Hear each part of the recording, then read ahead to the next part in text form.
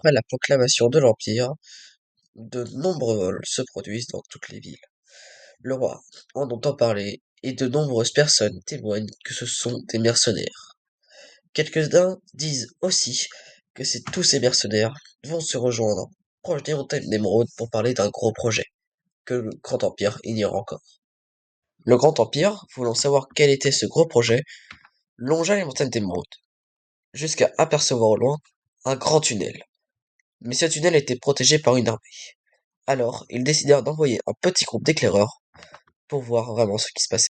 Les éclaireurs furent très surpris d'avoir vu une armée et un tunnel dans la montagne. Ils décidèrent alors de prévenir le roi au plus vite, qui plus tard envoya une armée. Hélas, l'armée arriva trop tard. Le tunnel était entièrement creusé, les mercenaires étaient passés de l'autre côté de la montagne. Le chef des mercenaires, avec sa grande armée, conquéra alors tous les territoires non pris. Il décida alors de fonder sa capitale, qui sera Thurn. Plus tard, les mercenaires décideront de le nommer empereur. L'empire mercenaire est né.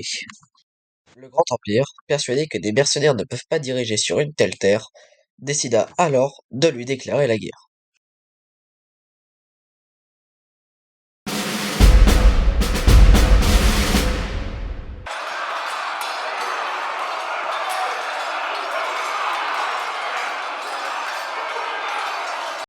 À la fin de la bataille, les deux camps se rendirent compte que les morts étaient égaux.